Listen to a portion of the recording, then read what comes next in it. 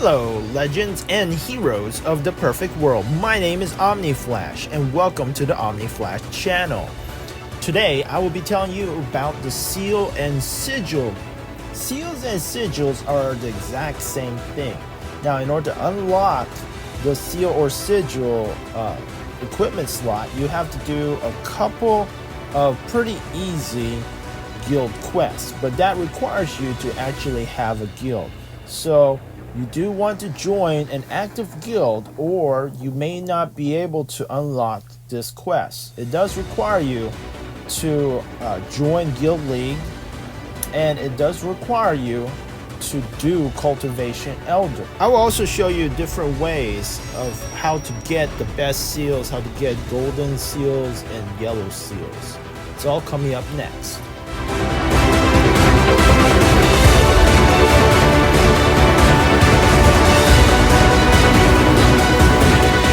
Alright, so the first thing you will want to do, I'm not exactly sure if there's a level cap, but it may be 80, I'm not exactly sure. All my characters are all like 90, 99, so I'm not sure when you can do this, but you will go inside your guild base, you walk down the stairs, turn right, and there will be a battle master there. You go to the battle master, you can start your sigil quest to get the Overlord's Sigil, and you will go in and you will battle a spider. Now my Vulpine is, I don't know, like 65k battle rating, so you can beat this spider very easily.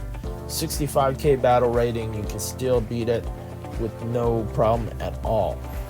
After this quest, you will be you go back to the battle master, and the battle master will want you to join a guild league or territory war.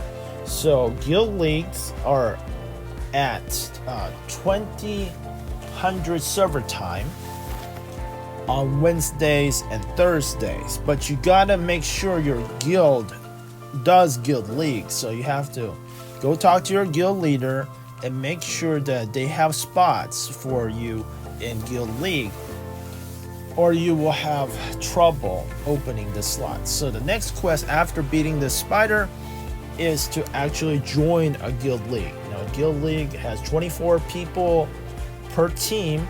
You need 18 people to enter. So 18 to 24 people per team, and each guild can have as many teams as they need. But in order to form a team, it must have at least 18 people. So if you find a guild that has enough active members to form at least an 18-member guild league team for the next step.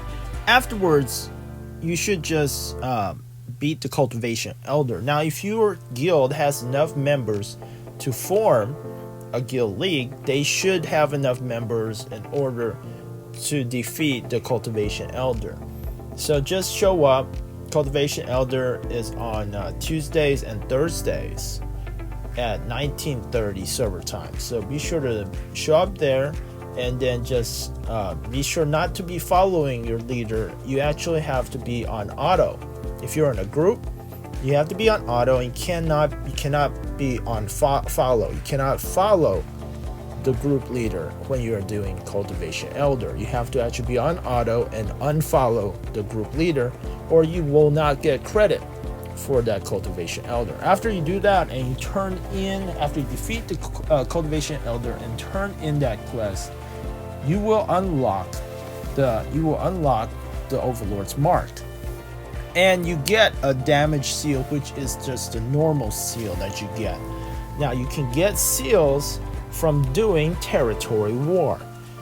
Now, let's say your guild doesn't do territory war. All right, so you can get these seals and sigils as well in Frozen Frontier.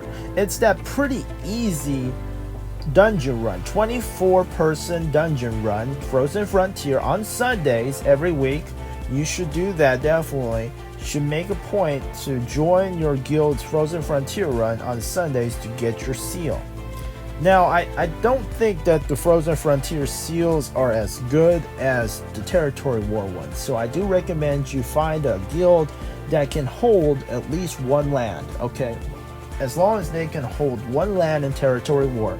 Every week you will get a territory war box, and that will get you a chance to get a seal that is amazing for you. Okay, so the seals that you get from anything is random, and you will get lots of P attack and lots of magic attack stats, and many times you're not going to be able to use it. All right, so I mean, it will be mixed. Half of it will be magic, half of it will be physical attack. So what you want to do is just continue to do territory wars, continue to do frozen frontiers until you find one that is all magic attack or all physical attack. Defensive stats are good also. So yeah, you can get a defensive seal just until you have an all attack seal. Don't forget to put soul stones in grave, and go ahead and put refining on your seal. No matter what the stats are on your seal, you can always transfer it to your new seal later on. So do go ahead and put soul stones in it, engrave it, and refine it up. And while I was refining, I said, hey, why not go ahead and refine all my gear?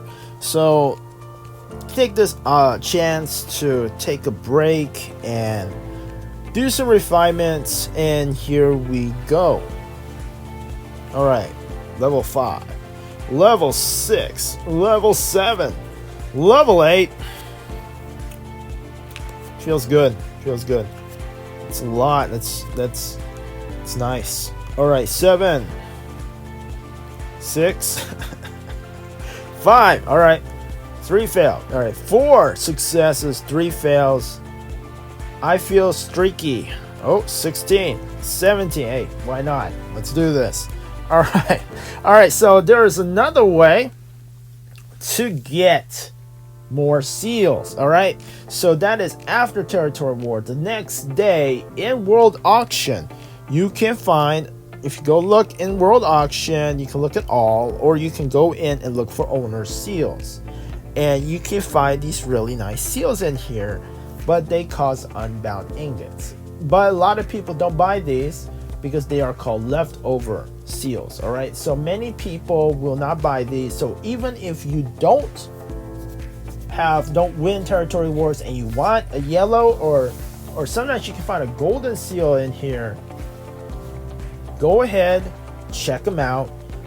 They only cost, they only start at 780 unbound ingots. There's some really nice stats. Anything yellow and gold will have these special stats. They're actually the war mind, like this says 200 war mind increases viciousness by 70. Now these effects only work in Divine Valley, Territory War, and Guild League. But these are PvP seals. These are battle seals. So that's what they do. So you want to check these out. There is actually some really nice effects, like this one right here. Viciousness allows you to attack harder. Pugnacity allows you to crit and attack harder. And some of them, the City of Plumes and the Lost City. So the level 2 sigils will have 2 different war mind stats. So those are really, really nice. They do cost more. And Arcusar will have 3 stats, which are also very nice.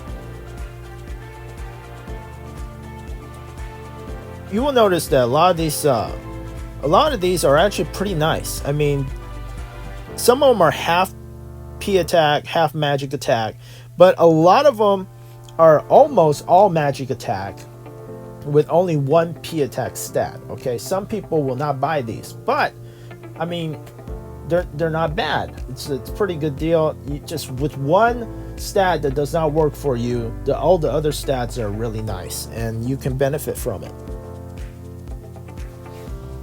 Alright, so people who don't watch my video will probably not know this exists. Alright, this is nice. Look at that war mind. You see that attacks have a chance of increasing crit by 30% for 5 seconds. 30% more crit. That is significant. And this thing only costs 780 unbound. And it is a decent magic attack one. So I mean, good for wizards, vulpines. It has 1 P attack, which isn't breaking it, and also has hit, which is good if evasion archers and evasion vulpines start showing up. After you get the new seals, in order to activate the 200 war mine thing, you will actually have to go to a lot of divine valleys, and then you have to build up the war mine. So every time you assist or kill someone in divine valley or guild league or in territory war, your war mine will go up, and once you have 200, it will activate the 200 war mine skill. There's also some sweet ones for physical attackers. Look at this one. This one has a war mine skill. It increases your evasion by 7%. 7% is significant, and that's why this is key for an evasion archer or evasion vulpine. This one has one magic attack stat, but the other ones are P attack. Got P attack, viciousness, P crit, and physical penetration. All these are great stats.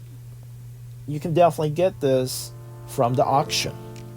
Now, if you find the second level cities, their seals and sigils are pretty darn good. If you check this out, there is a 100 war mine, gives you 35 benevolence, and look at this evasion stat, 15% evasion increase. This is why evasion archers, evasion vulpines will indefinitely work. Vulpines will decrease your hit by 30%. Archers will increase their evasion, plus this 15%. The sigil also has 165 evasion.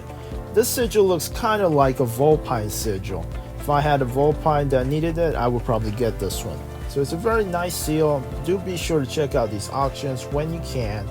If you guys have any questions on sigils or anything, just let me know. A lot of the stats are RNG, but if you don't have to have the perfect one, you can definitely use one until you get the perfect one. I'll see you next time. Be sure to like, subscribe, and tell all your friends. Thank you.